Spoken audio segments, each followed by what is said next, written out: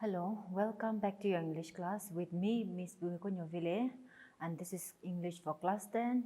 We have been doing the grammar worksheets, the literature, and so on.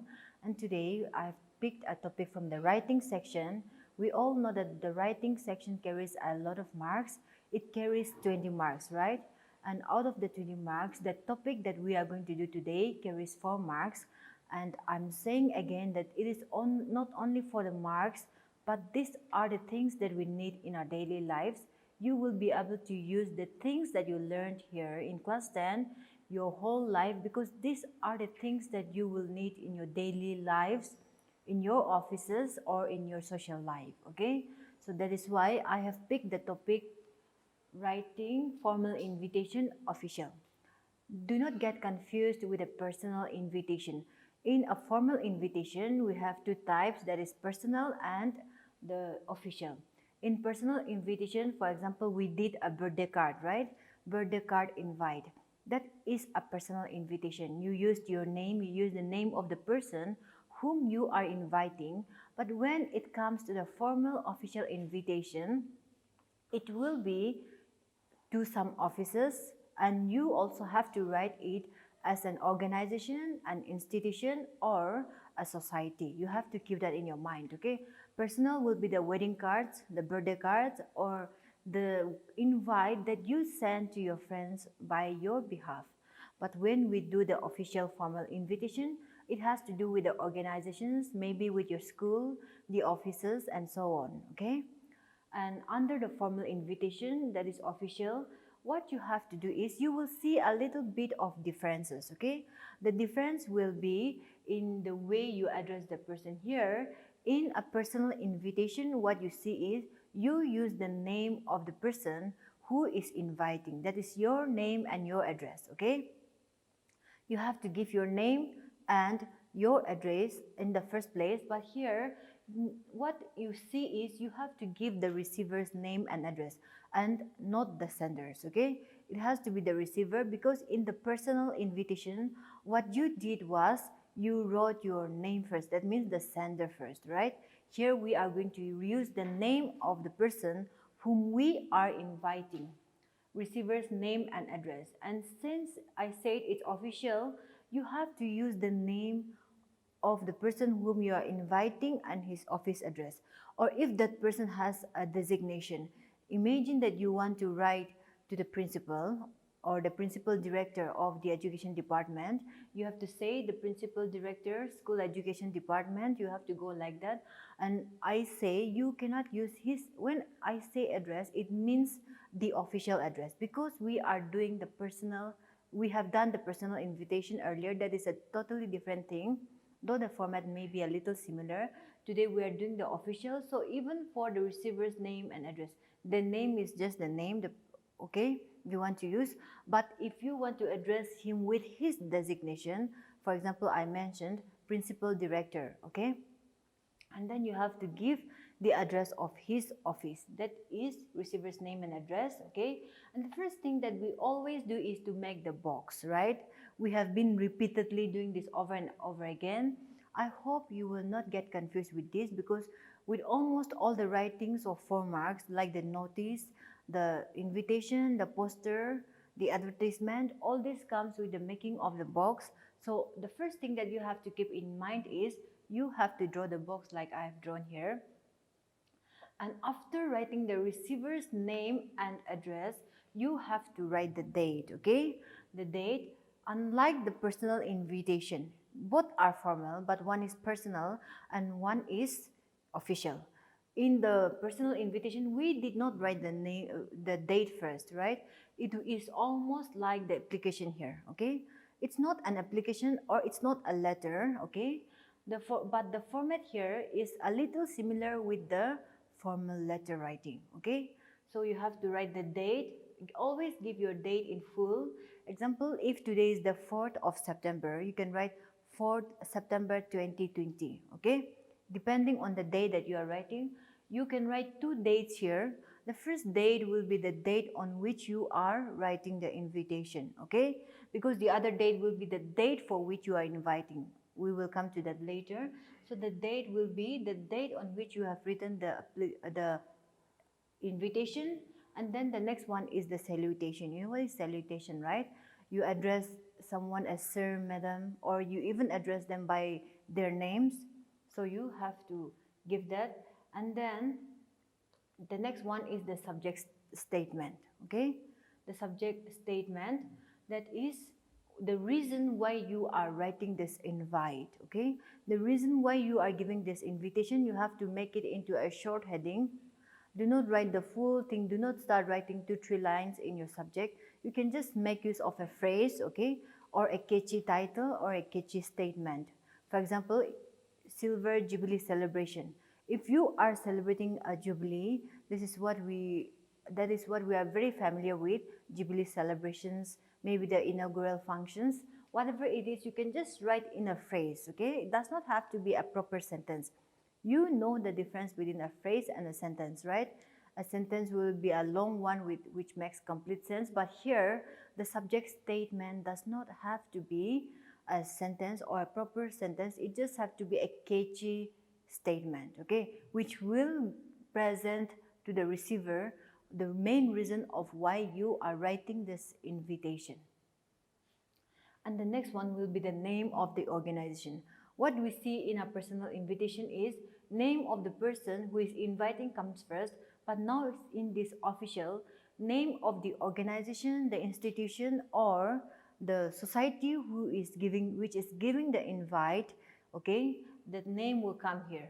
So let's say take the example of the Department of School Education is celebrating, and then event or occasion for which the invitation is being given.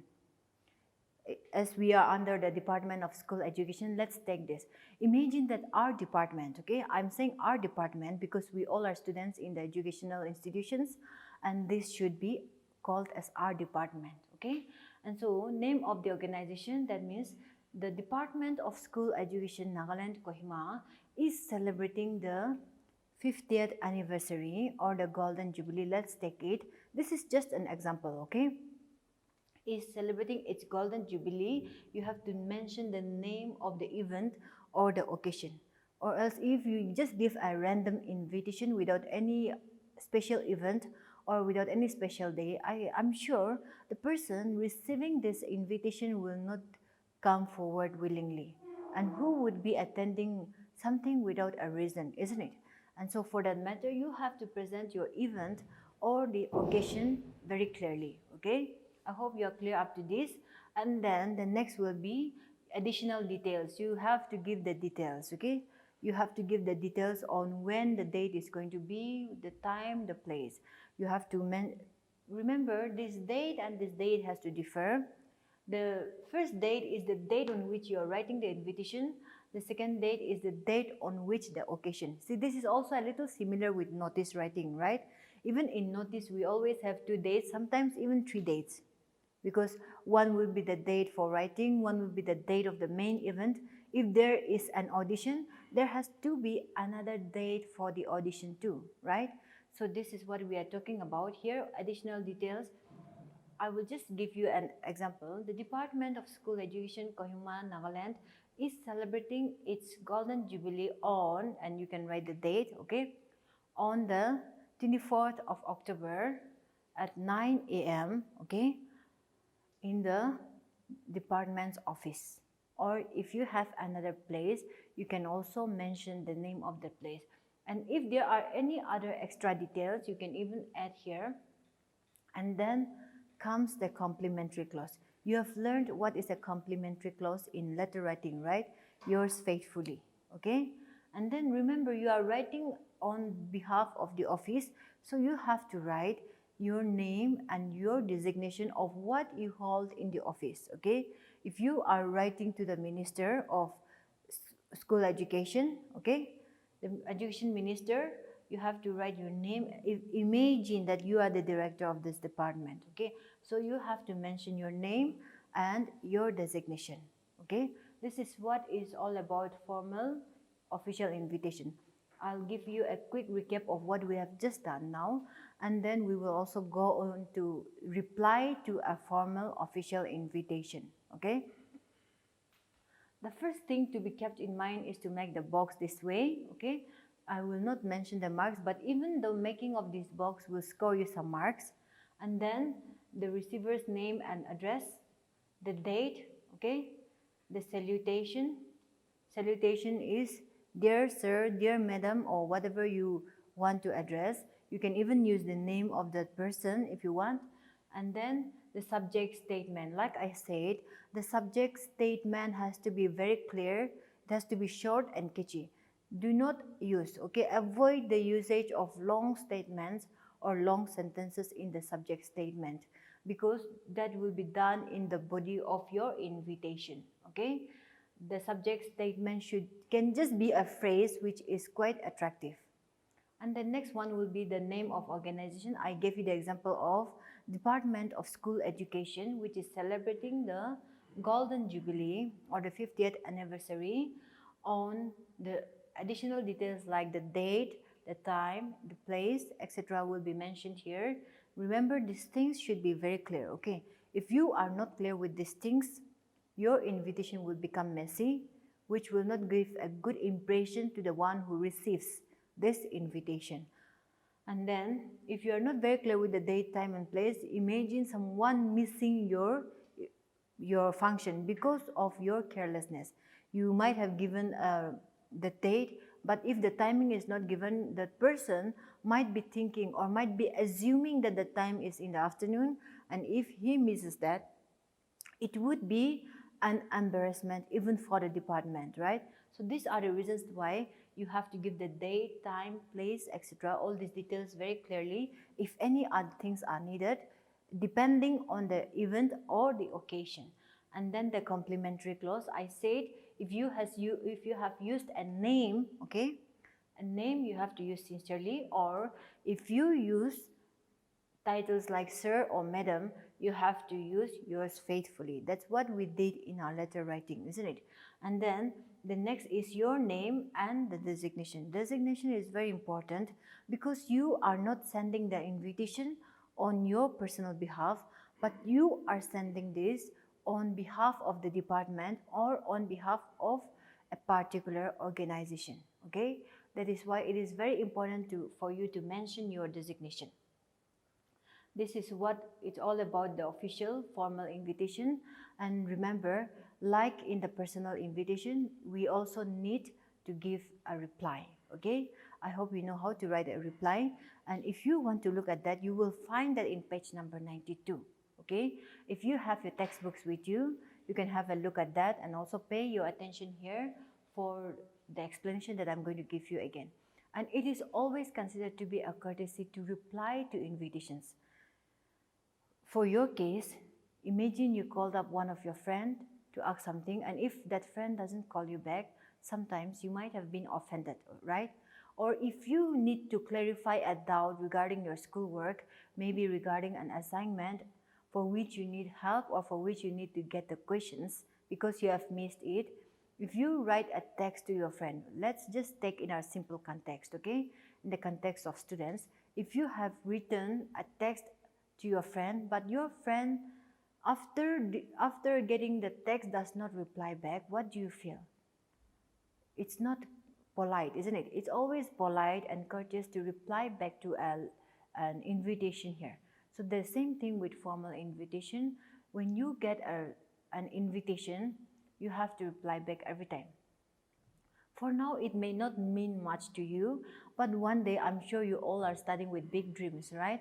One day you may become the head of a department, you may become the head of a school, an organization, or your village in that matter. In that case, if you write an invitation to some of the ministers or some of the bureaucrats, inviting them to come and attend a function of your village, if that person does not turn up, what do you feel? You feel offended, right?